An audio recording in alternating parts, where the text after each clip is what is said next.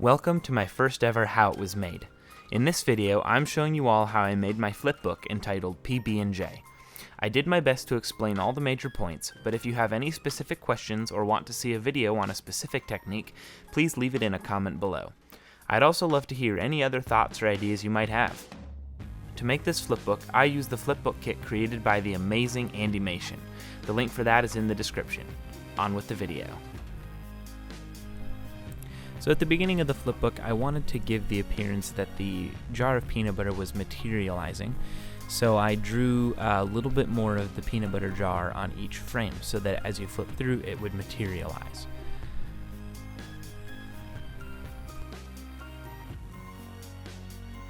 The first shot of this flipbook is of a hand holding a knife dipping down to scrape some peanut butter out of the jar. So the first thing I did was I drew the arc of the knife that I wanted to follow, and then I started drawing the hand after I had figured out the path of the knife. I really struggled getting this hand shape right. I'm not very good at drawing hands, so I just did it over and over and over again until I was happy with the way that looked. And at this point, I wasn't really pleased with the path of action of the knife hand, so I adjusted the last few frames, got rid of a couple and put in new frames, and then I was much happier with the way that looked. Now it was time to put in the in-between frames. When drawing the in-betweens, I wanted to convey a sense of the thickness and the stickiness that peanut butter has, so when the knife enters the jar, it's immediately slowed down and the frames are drawn closer together, and then speeding up and getting farther apart as the knife pushes through and picks up a little speed. I didn't draw them all in order, I just kept adding frames where needed and constantly checking as I went to make sure that everything looked the way that I wanted.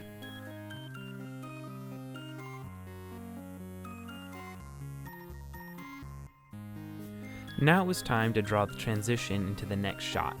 I wanted to do kind of a whip pan effect, having the jar swoosh out of frame and the bread enter the same way. So I used what we call smear frames to accomplish that effect. I started with one frame of a slightly stretched jar as it started its motion, and then a more exaggerated drawing to enhance the effect on the next frame. If you'd like to learn more about smear frames, let me know in the comments below and I'll make a video about it.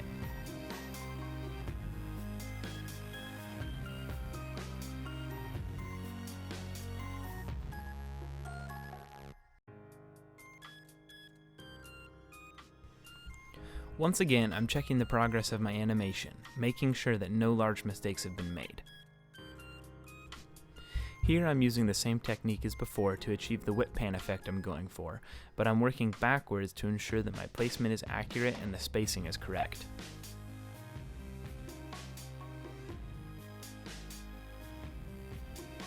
And that looks really great to me, so it's time to do the next segment. In this shot, the knife will be spreading the peanut butter on the first piece of bread. Just like before, I drew the keyframes first to figure out the motion, then I added the in-between frames to create the effect that I wanted. In this case, that was to slow the knife down to help sell the idea that this is peanut butter being scraped across the bread.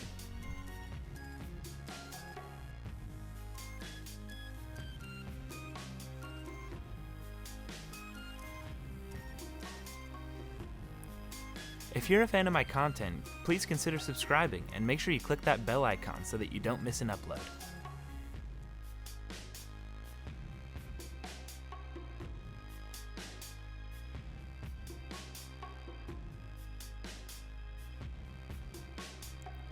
Time for another transition, just like before.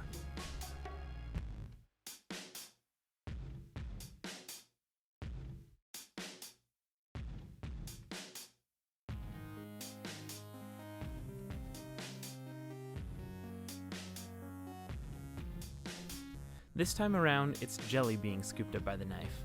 I wanted to make sure I kept things varied. You never want your animations to get boring, so finding different ways to accomplish the same task will help keep things fresh. I went for more of a scoop this time, making sure the knife followed a nice arc and also making sure the wrist and arm moved in an appropriate and appealing way. For this particular section, I pretty much animated straight ahead. That's when you draw each successive frame in order rather than filling in with in-betweens later, although adding frames here or there is sometimes needed.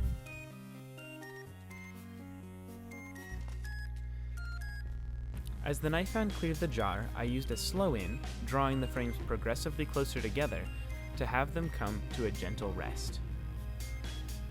After that brief pause to allow a drop of jelly to fall back into the jar, I wanted the knife to get pulled quickly off screen. The first thing that moves is the arm and the wrist. Notice how the wrist breaks, but the tip of the knife is in the same spot and hasn't moved yet. This is how you create drag and follow through. The arm and wrist continue their arc, with the knife following that path just behind. This is part of drag and follow through, and it will be exaggerated even more later on when I add the jelly to the shot. To vary things up once again, I had the whip pan go in the opposite direction this time around.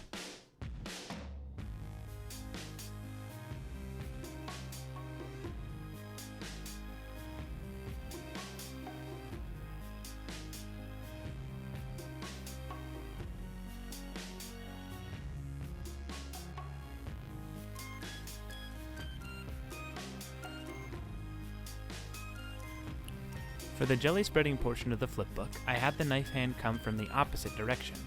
I also did not have the knife slow down like last time because jelly is not as thick as peanut butter. For the final transition and the ending of the flipbook, I had the bread drop out of frame downwards, and then it was time for everything to come together.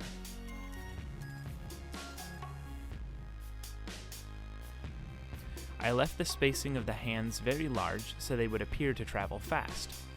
I also added a very squashed frame when the hands came together for maximum impact and so there would be a nice squishy recoil.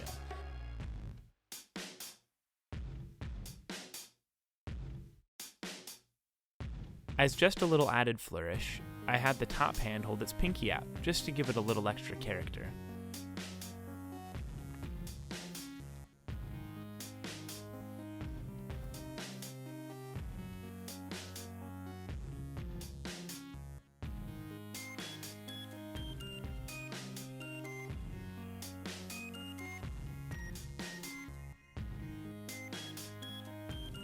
Next up was drawing in all the duplicate jars. Very laborious, but very, very necessary.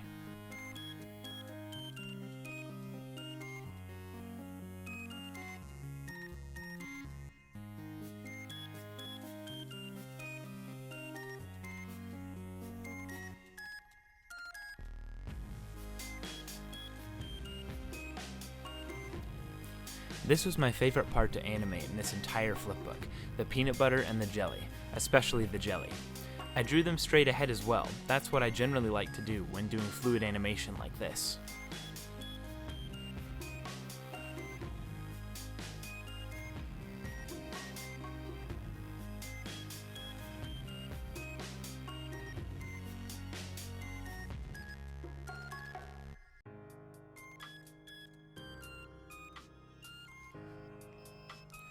I really wanted to nail the gooiness and the drippiness of the jelly here, so I animated it with a bit of a springy nature, as well as adding a satisfying drip off the knife.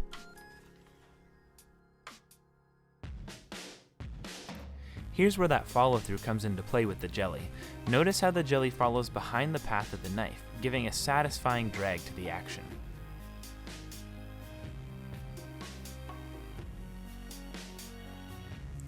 This part was pretty straightforward, just drawing the jelly onto the bread following the knife.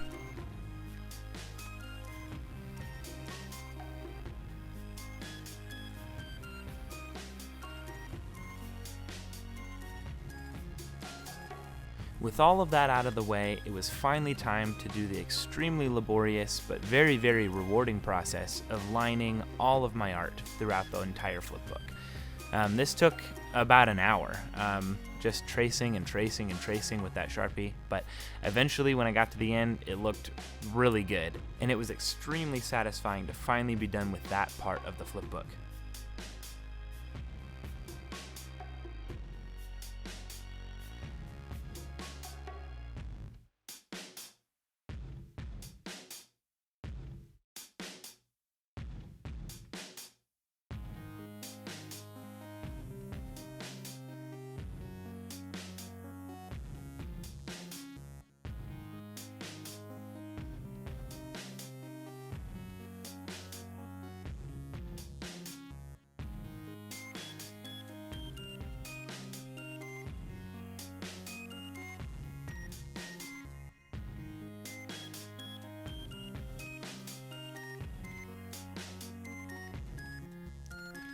all of the drawing and the lining done and completely out of the way, it was now time for the coloring.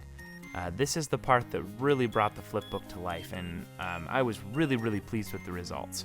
If any of you guys out there are going to be doing anything similar, I highly suggest you buy a nice set of Copic markers. They really are the best, and even though they can be quite expensive some places, I did find a website that sold them at a really decent price, so I'll put that in the description.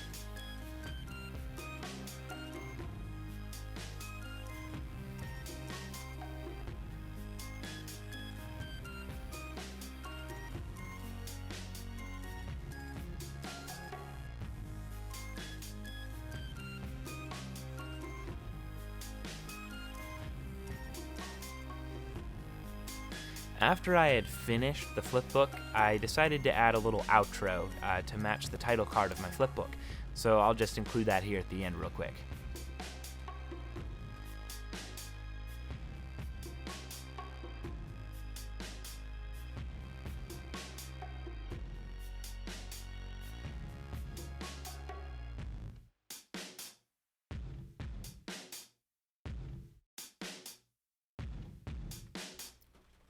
With the flipbook completely drawn and completely colored, it was time to put it all together using the included fasteners. And that was how it was made. To see the completed flipbook, click this link here. But before you do, don't forget to like and subscribe and hit that bell icon so you never miss an upload. Thank you so much for watching and have yourselves an amazing day. You are awesome.